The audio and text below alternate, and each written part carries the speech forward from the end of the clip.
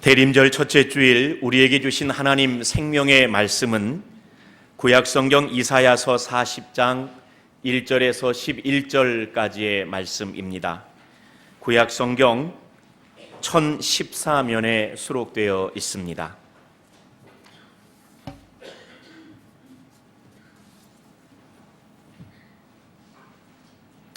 찾으셨으면 저와 한 절씩 나누어 교독하겠습니다. 너희의 하나님이 이르시되 너희는 위로하라 내 백성을 위로하라.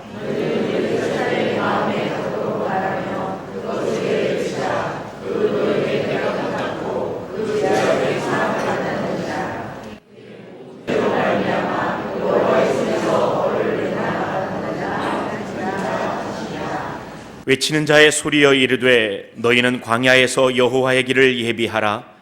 사막에서 우리 하나님의 대로를 평탄하게 하라.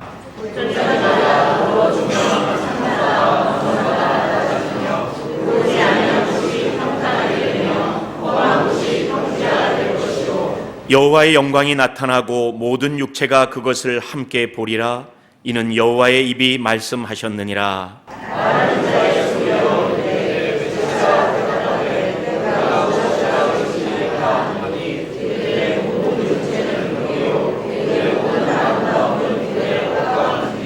푸른 마르고 꽃이 시들문 여호와의 기운이 그 위에 불미라.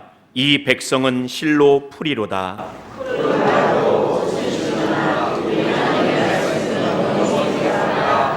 아름다운 소식을 시온에 전하는 자여 너는 높은 산에 오르라.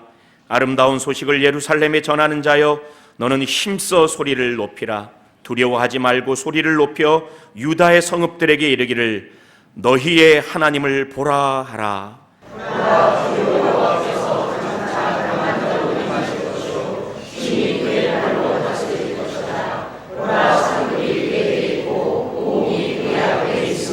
함께 읽읍시다. 그는 모두같이 양떼를 먹이시며 어린 양을 그 팔로 모아 품에 안으시며 젖먹이는 암컷들을 온순히 인도하시리로다. 아멘. 참 감사합니다. 다시 오실 주님을 기다리는 대림절 첫째 주일입니다. 저는 오늘 기다림으로 설레는 대림절이기를 이라는 제목으로 대림절 첫째 주일 말씀을 전하려고 합니다. 저희 교회는 한 주 전에 설교 제목과 본문을 미리 말씀드립니다. 설교자인 저는 그 한 주 동안 책도 보고 주석책도 살피고 설교 디자인도 하고 살도 붙여가면서 한 주 내내 설교문을 준비합니다. 그리고 토요일 저녁이면 어김없이 제 서재에서 원고의 마지막 마무리를 하게 됩니다. 어제도 역시 저녁 늦은 시간까지 설교문을 마무리하다가 그냥 중도에 포기해 버렸습니다. 그리고 애써 써내려간 원고를 그냥 다 지워버렸습니다. 갑자기 무엇 때문인지 한참 동안 답답하고 먹먹한 가슴을 추스르느라 조금 힘이 들었습니다. 그리고 한참 후에 제 스스로에게 이렇게 물었습니다. 나는 지금 기다리고 있는 것이 있는가? 나는 지금 기다리고 있는 것이 있는가? 기다림으로 설레는 대림절이기를 이라는 제목으로 기다림을 말하고 설레임을 말하는데 원고는 준비하였으나 솔직히 내 스스로를 돌아볼 때 눈꽃만큼도 설레는 게 없는 거예요. 더 깊이 들여다보니 방금 했던 질문, 나는 지금 기다리고 있는 것이 있는가? 스스로에게 질문했는데 애석하게도 대답을 찾지 못하였습니다. 딱히 기다리고 있는 게 없었습니다.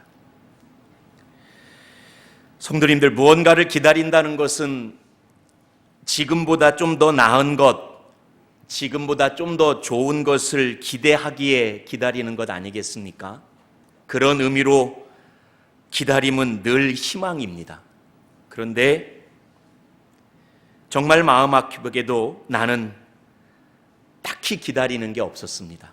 지금이 너무 좋아서, 지금이 내 인생 가장 호시절이라서 그랬던 게 아니었습니다. 성도님들 아시고 보시다시피 분주하게는 살아갑니다. 열심히는 살아갑니다. 하지만 겉으로 보이는 모습과는 달리 언젠가부터 내 삶에 대해서 무언가 달라질 것을 기대하는 것도, 좀 더 나아질 것을 희망하는 것도 사라졌습니다. 언젠가부터 그냥 이렇게 살다 마는 것이지 뭐 다른 게 있을까? 체념하는 게 익숙해졌고 포기하는 게 빨라졌습니다. 그냥 어제와 같은 오늘을 살 뿐이고 아마도 오늘과 같은 내일을 살아갈 것이라고 생각할 뿐이었습니다. 내일이 없는 하루살이처럼 그냥 눈을 뜨고 눈을 감으며 하루를 살아낼 뿐이었습니다. 기대하는 것이 없었고 그래서 기다리는 것도 없었습니다. 기다림도 없고 설레임도 없으니 기다림으로 설레이는 대림절이기를 이라는 제목으로 원고는 준비했으나 솔직히 거짓말이잖아요. 도무지 이 설교는 내가 할 수 없겠다 싶었습니다.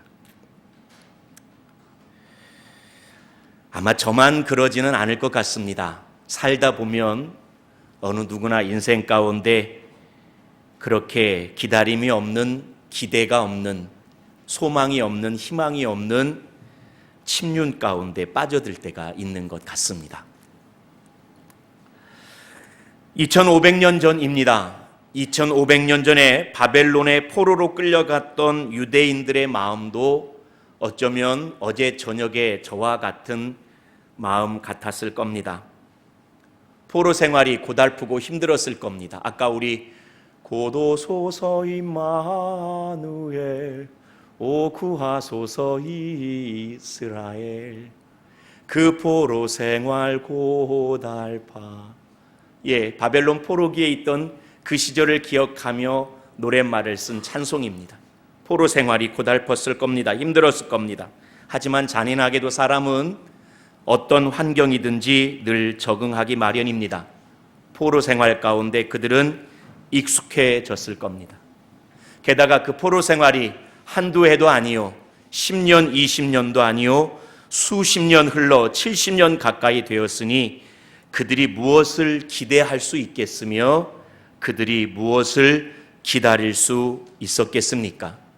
서글프고 눈물 났겠지만 그냥 그렇게 아무런 기대도 기다림도 없이 어제 같은 오늘을 살고 오늘 같은 내일이 이어질 것이라고 체념하고 연명했을 것입니다.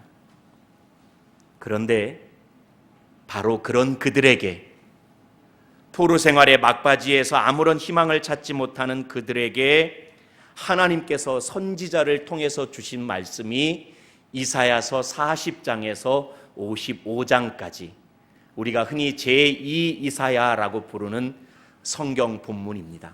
우리 성도님들 살다가 힘들고 침륜에 빠질 때 꼭 보시고 싶은 성경이 있으시면 이사야 40장에서 55장까지를 읽기를 권해드립니다.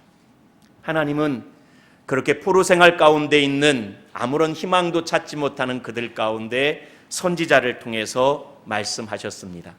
그리고 그 일성이 오늘 우리가 읽었던 1절의 말씀, 위로하라, 내 백성을 위로하라.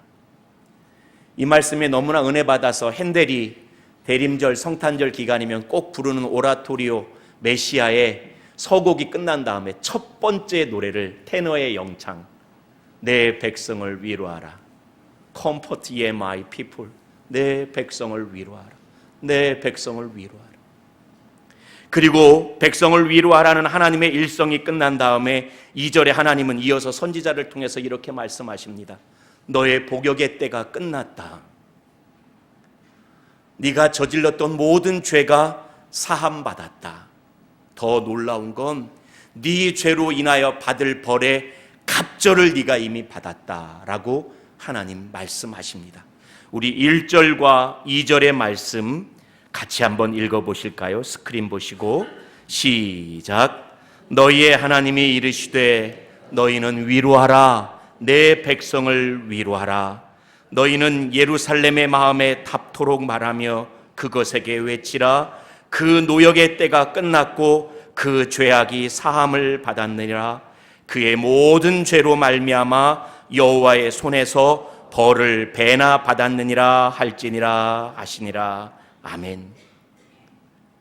하나님 위로하시는 이사야 40장 첫 구절 둘째 구절의 말씀을 통해 이 말씀이 침륜에 빠졌던 저로 하여금 하나님을 알게 하고 나를 다시 알게 하는 귀한 말씀이었습니다. 제가 만일 하나님이었더라면 유다 백성들을 그들의 불신과 그들의 배신을 더 호되게 따져 물으며 몰아세웠을 것 같습니다. 제가 만일 하나님이었더라면 침륜에 빠져 있는 어젯밤의 서재에 있는 저를 바라보고 나의 게으름과 나의 믿음 없음을 따져 물으며 저를 더 호되게 몰아세울 것 같았습니다. 그런데 하나님은 침륜에 빠져 있는 저를, 희망 없이 살아가고 있는 이스라엘 백성들을 호되게 몰아세우신 것이 아니라 오히려 위로하고 또 위로하기를 원했습니다. 저들을 나무라지 아니하시고 위로하라 내 백성을 위로하라, 위로하라 내 백성을 위로하라 말씀하셨습니다. 그리고 너희들이 죄 사함을 받았다고, 그리고 벌을 배나 받았다고 말씀하십니다. 그런데 사실 그렇지 않습니다. 유다가 하나님을 배신한 일을 생각하면, 유다가 하나님을 등져버리고 그들이 지었던 끔찍한 죄를 생각하면 그들이 받은 벌이 과연 배나 될 만큼 과했을까요? 그렇지 않습니다. 목사로 살아가는 제가 하나님 앞에서 불신실하고 불성실하고 여전히 허물과 죄 가운데 있는데, 이러한 저를 가만히 생각해 보니 그럼에도 불구하고 저는 하나님께 곱절에 갑절의 벌을 받은 적이 없습니다. 아니, 아무리 살펴보아도 저는 하나님께 벌 받은 적이 없는 것 같아요. 저는 하나님께 벌을 받은 적이 없는데, 유다 백성이 지은 죄에 비해서 그들이 받은 벌은 오히려 약한데, 하나님은 유다 백성을 향하여 저를 향하여 이미 갑절의 벌을 받았다고 선언하십니다. 왜 그러셨을까요? 어떻게 해서든지 시르에 빠진 유다 백성들에게 다시 소망 주려고 하셨던 것 아니겠습니까? 죄를 사하였다, 갑절의 벌을 받았다라는 말씀은 그저 수식이 아니었습니다. 저와 여러분은 잘 압니다. 기독교에는 잘 압니다. 아들 예수 그리스도께서 이 땅에 오시고 그의 십자가의 죽음으로 우리의 죄를 사하신 것을 압니다. 우리가 지은 죄가 아무리 크다 할지라도 하나님의 아들을 대신 죽게 만들 수 있겠습니까?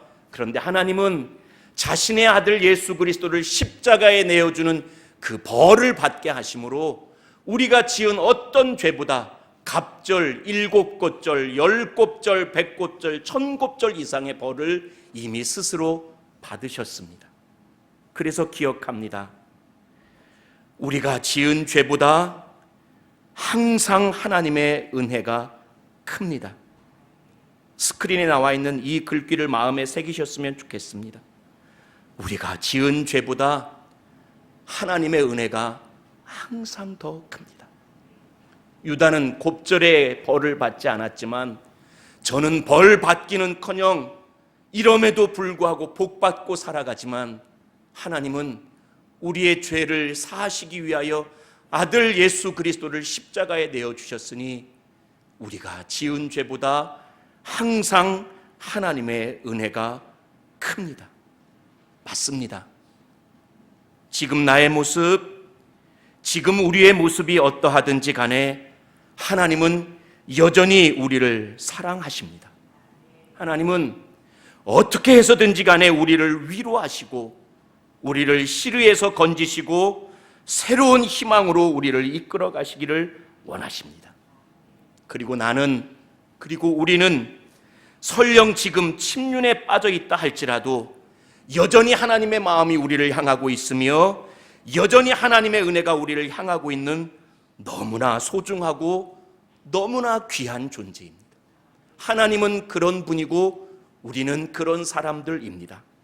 비록 내 스스로가 나를 향한 기대를 거두어 버린다 하더라도 하나님은 여전히 나를 향해 기대하시고 소망을 거두지 않으십니다. 정말 아이러니하게도 내 스스로가 나를 하찮게 여긴다 할지라도 하나님은 아들을 대신 내어주고서라도 나를 귀하게 여기시고 나를 소중하게 여기십니다.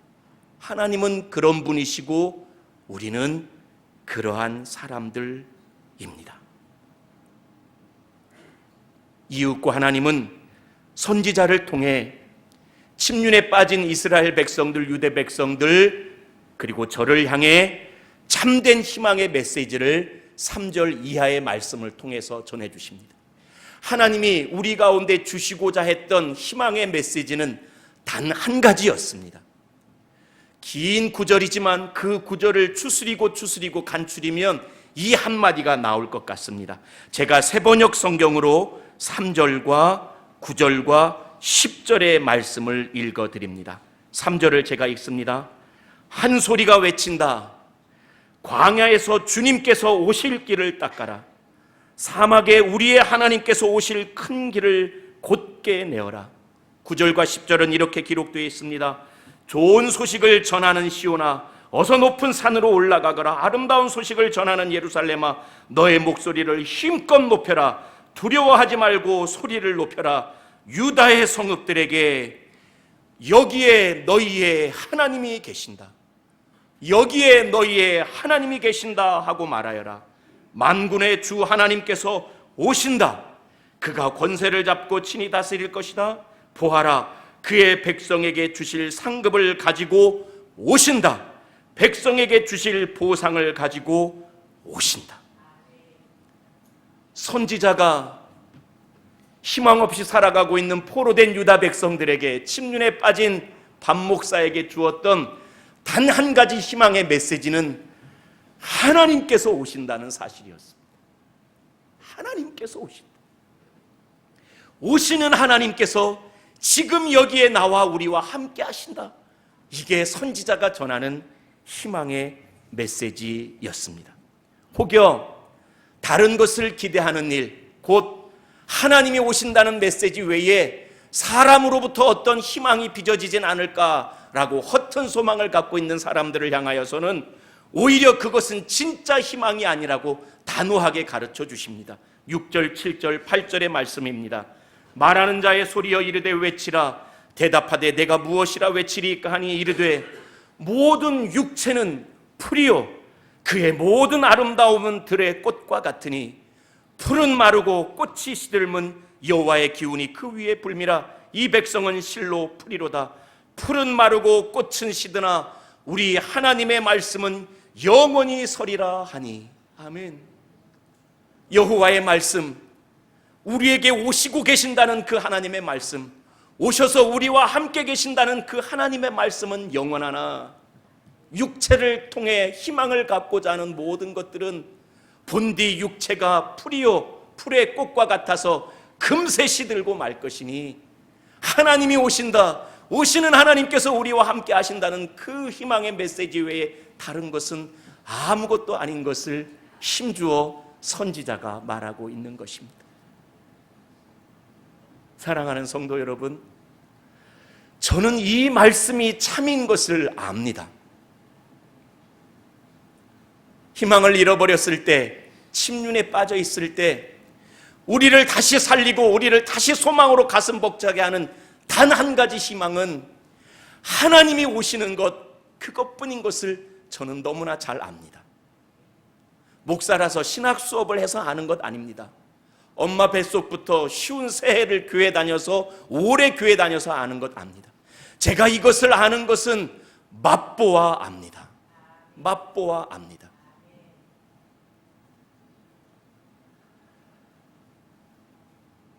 대학교 2학년 시절 저는 제 인생에서 처음으로 깊은 무력감을 맛보았습니다.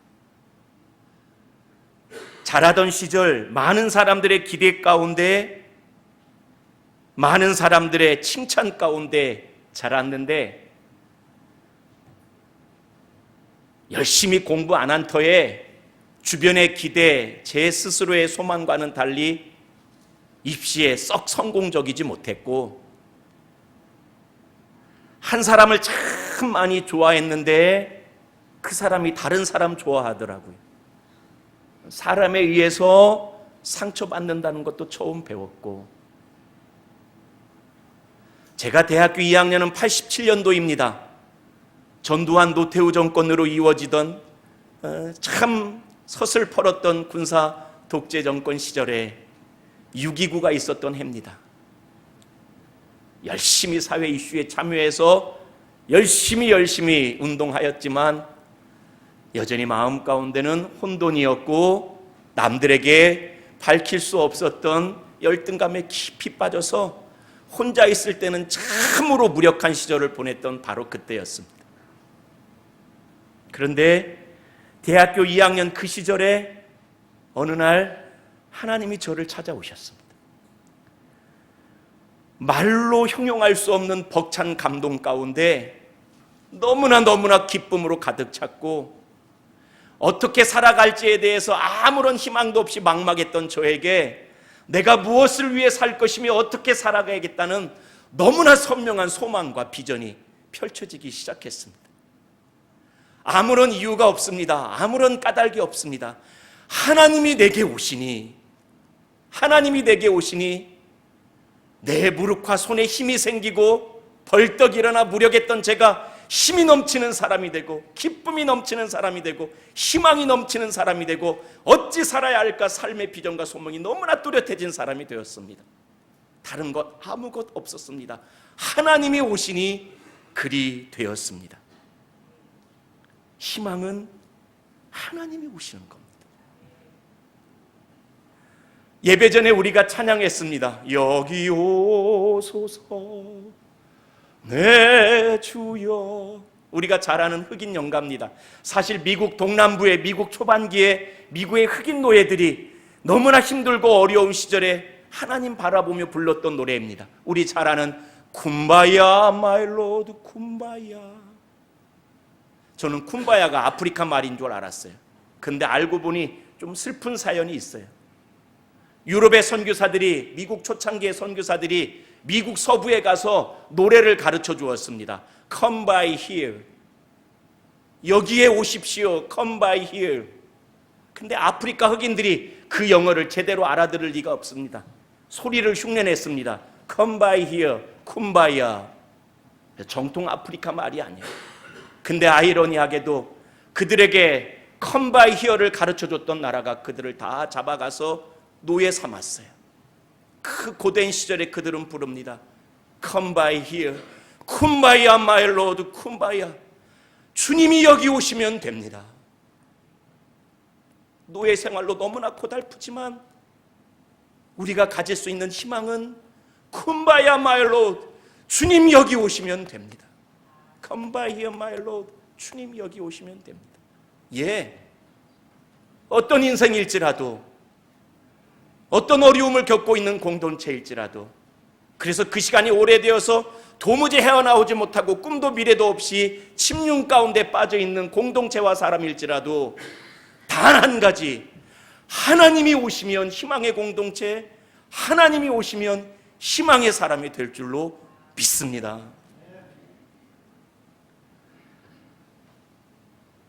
말씀 시작 전에 제가 갑자기 이전에 설교 온 거를 다 거두었던 이유가 이 질문 때문이라고 말씀드렸습니다. 나는 지금 기다리는 것이 있는가? 나는 지금 기다리고 있는 것이 있는가? 근데 말씀을 마치며 우리 성도님들께 제가 찾은 대답을 말씀드립니다. 없었는데 찾았습니다. 나는 지금 기다리고 있는 것이 있는가? 예, 있습니다. 제가 기다리는 그 분명한 한 가지, 제가 분명하게 기대하며 기다리는 그 한 가지는 오시는 하나님이십니다. 오시는 하나님이십니다. 저는 이 대림절에 제가 어떤 비전을 다시 찾고 어떤 소망을 다시 찾고 어떤 삶의 목표를 다시 찾고 그것을 기대하고 그것을 기다린다고 말하지 못하겠습니다. 그건 자칫 잘못하면 육체에서 비롯된 풀과 풀의 꽃과 같을 것이기 때문입니다. 다만 저는 기다리겠습니다. 오늘 12월 1일 대림절의 첫째 날 첫째 주일 2019년 대림절 이 기간 동안에 목사된 저는 오직 한 가지만 기다리겠습니다. 오시는 하나님을 기다리겠습니다. 하나님 제 안에 오시면 다시 저를 힘주시고 다시 제게 하나님의 소망으로 꿈틀대게 하시며 다시 제게 하나님의 역사함으로 쓰임받게 하실 줄로 믿습니다. 저는 제게 오시는 하나님을 대림절 내내 간절하게 기대하고 기다리겠습니다. 이 기대와 기다림이 사랑하는 우리 모든 설린 가족의 기대이고 기다림이었으면 좋겠습니다. 여기 계신 성도님들, 저보다 젊은 성도님들도 계시지만 저보다 연만하신 성도님들 살다 보면 어제가 오늘 같고 오늘이 내일 같고 뭔 소망이 있겠나 싶으시지 않겠습니까? 저만의 고민은 아니었을 것 같습니다. 하지만 이번 대림절에 다른 거 어떤 거 특별히 정하지 말고 늘 기도하면서 오시는 하나님을 기다려 봅시다. 내게 오시는 하나님이 어떤 말씀하실지 기다려 봅시다. 그 하나님이 내게 어떤 기대를 갖고 계시는지, 그 하나님이 어떤 새로운 소망을 주실지 기다려 봅시다. 그 기다림으로 설레는 대림절이 되시기를 주님의 이름으로 간절히 축복합니다. 오늘